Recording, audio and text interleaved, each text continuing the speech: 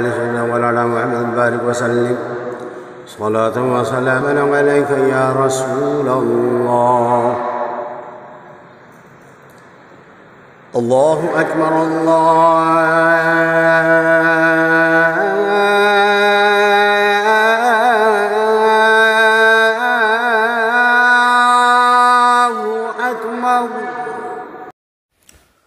اعوذ باللہ من الشیطان الرجیم. بسم اللہ الرحمن الرحیم. لا الہ الا اللہ محمد رسول اللہ صلی اللہ علیہ یا رسول اللہ صلی اللہ تعالی علیہ وسلم. نور من نور اللہ. الصلاۃ والسلام علیک یا رسول اللہ وعلی آلک واصحابک یا حبیب اللہ صلی اللہ تعالی علیہ وسلم. نور من نور اللہ. قرآن و حدیث کی روشنی میں حضرت ابو بکر صدیق رضی اللہ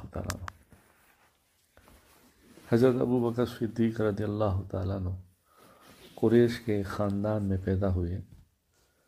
ابو بکر آپ کی کنیت ہے.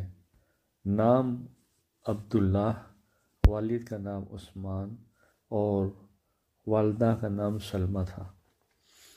آپ بچپن ہی سے نیک طبیعت اور سادہ مزاج انسان تھے.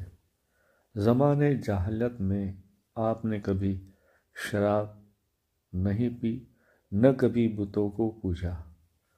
عمر میں حضور پاک صلی اللہ علیہ وسلم سے 2.5 سال چھوٹے تھے، مگر آپ صلی اللہ علیہ وسلم سے بڑی گہری دوستی اور سچی محبت تھی.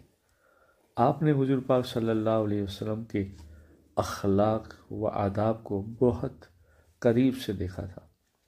جب حضور پاک صلی اللہ علیہ وسلم نے ان کو اسلام کی دعوت دی اور اپنی نبوت کا اعلان کیا تو مردوں میں سب سے پہلے ایمان لانے کی سعادت ان کو نصیب ہوئی، اور حضور پاک صلی اللہ علیہ وسلم کی نبوت کی تصدیق اور زندگی بھر جان و مال سے ساتھ دیتے ہوئے اسلام کی تبلیغ میں مشغول رہے. مکہ کی 13 سال زندگی میں مشرکوں کی طرف سے پہنچائی جانے والی ہر قسم کی تکلیف کو برداشت کرتے رہے. اہم مشورے اور راز کی باتیں حضور پاک صلی اللہ علیہ وسلم انہی سے کرتے تھے. چنانچہ ہجرت کے موقع پر حضرت ابو بکر صدیق رضی اللہ تعالیٰ عنہ نے آپ صلی اللہ علیہ وسلم کے ساتھ غار ثور میں 3 دن قیام فرمایا. پھر وہاں سے مدینہ منورہ تشریف لے گئے. اسلام کی حفاظت کے لیے ہر موقع پر اپنا مال خرچ کرتے رہے اور دین کی سربلندی کے لیے پوری بہادری کے ساتھ تمام غزوات میں شرکت فرماتے رہے. اللہ کی قدرت. مشک ایک بہت ہی قیمتی خوشبو ہے. اس کی پیدائش کا معاملہ بہت ہی عجیب و غریب ہے. اللہ تعالیٰ نے ایک جانور بنایا ہے جسے ہرن کہتے ہیں. اس کی ناف میں خون جمع ہوتا رہتا ہے جو دھیرے دھیرے ایک ڈلے کی شکل میں اختیار کر لیتا ہے، اور اسی خون کے ڈلے میں اللہ تعالیٰ ایسی خوشبو پیدا کر دیتا ہے جس کو ہم مشک کہتے ہیں. ہرن کی ناف میں مشک پیدا ہونے کے بعد اسے تکلیف ہونی شروع ہو جاتی ہے اور وہ درختوں سے اپنے آپ کو رگڑنے لگتا ہے، جس سے وہ ڈلہ جنگل میں گر جاتا ہے اور شکاری اسے لے کر بازار میں بیچ دیتے ہیں. یہ اللہ کی قدرت ہے کہ ایک جانور کے خون سے مشک جیسی خوشبو پیدا کی. سبحان اللہ. رسول اللہ صلی اللہ علیہ وسلم نے فرمایا، اسلام کی بنیاد 5 چیزوں پر ہے. اس بات کی گواہی دینا کہ اللہ کے علاوہ کوئی معبود نہیں اور محمد رسول اللہ صلی اللہ علیہ وسلم اللہ کے رسول ہیں. نماز ادا کرنا، زکوٰۃ دینا، حج کرنا اور رمضان شریف کے روزے رکھنا۔ کتاب بخاری شریف، روایت ابن عمر رضی اللہ تعالیٰ عنہ۔ رسول اللہ صلی اللہ علیہ وسلم نے فرمایا، جس نے میری کسی ایسی سنت کو زندہ کیا جو میرے بعد مٹ چکی تھی، یعنی ختم ہو چکی تھی، تو اس کو اتنا ہی ثواب ملے گا جتنا کہ اس سنت پر عمل کرنے والوں کو ملے گا، اور ان عمل کرنے والے لوگوں کے ثواب میں بھی کوئی کمی نہیں ہوگی۔ اور جس نے ایسا طریقہ ظاہر کیا یا جاری کیا جو اللہ اور اس کے رسول، اس کے نبی کو ناپسند ہے، تو جتنے لوگ اس پر غلط طریقے پر چلیں گے ان تمام لوگوں کا گناہ اس کو ملے گا اور ان کے گناہ میں سے کوئی کمی نہیں ہوگی۔ کتاب ابن ماجہ، روایت ان عمرو بن عوف رضی اللہ تعالیٰ عنہ۔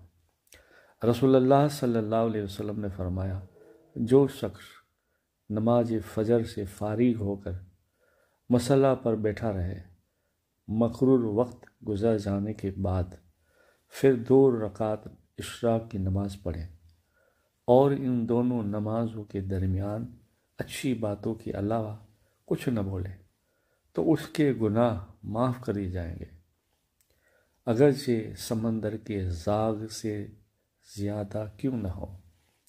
کتاب ابو داؤد، حدیث پاک 1286، روایت ان معاذ بن انس رضی اللہ تعالیٰ۔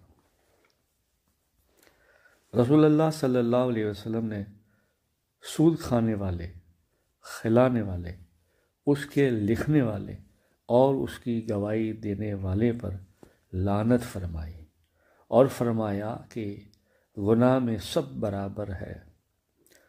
کتاب مسلم شریف، حدیث پاک 4093، روایت ان جابر رضی اللہ تعالیٰ عنہ۔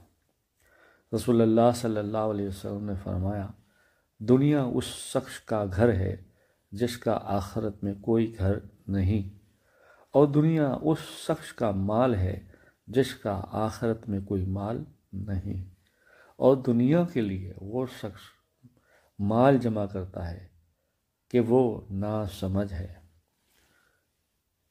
کتاب مسند احمد، روایت ان ما عائشہ صدیقہ رضی اللہ تعالیٰ عنہ۔ قرآن میں اللہ تعالیٰ فرماتا ہے، جو لوگ ایمان لائے اور نیک اعمال کیے، اللہ تعالیٰ ان کو جنت کے ایسے باغوں میں داخل کرے گا جن کے نیچے نہریں جاری ہوگی، اور ان باغوں میں ان کو سونے کے کنگن اور موتی کے ہار پہنائے جائیں گے، اور ان کا لباس خالی ریشم کا ہوگا۔ قرآن پاک، سورہ حج، آیت نمبر 23۔ حضرت ابو خزامہ بیان کرتے ہیں کہ ایک شخص نے رسول اللہ صلی اللہ علیہ وسلم سے عرض کیا کہ اللہ کے رسول صلی اللہ علیہ وسلم، ہم لوگ جو جھاڑ پھونک اور دواؤں کا استعمال کرتے ہیں اور پرہیز کرتے ہیں، تو اس سے تقدیر الہی کی مخالفت تو نہیں ہوتی؟ رسول اللہ صلی اللہ علیہ وسلم نے فرمایا، یہ بھی تقدیر الہی ہے۔ کتاب ترمذی شریف۔ فائدہ، جس طرح مرض اللہ کی طرف سے ہوتا ہے، اسی طرح مرض سے بچنے کی تدبیر بھی اللہ ہی کی طرف سے وارد ہوئی ہے، لہذا ان تدبیروں کو اختیار کرنا تقدیر کے خلاف نہیں ہے۔ قرآن میں اللہ تعالیٰ فرماتا ہے، اے انسانوں، تمہارے پاس تمہارے رب کی طرف سے ایک ایسا قرآن آ چکا ہے جو برے کاموں سے روکنے کے لیے نصیحت ہے اور دلوں کی بیماریوں کے لیے شفا ہے اور ایمان والوں کے لیے ہدایت و رحمت ہے۔ قرآن پاک، سورہ یونس، آیت نمبر 57۔ اللہم صلی علی سیدنا محمد وعلی آل سیدنا محمد وبارک وسلم، صلی اللہ علیہ یا محمد نور من نور اللہ۔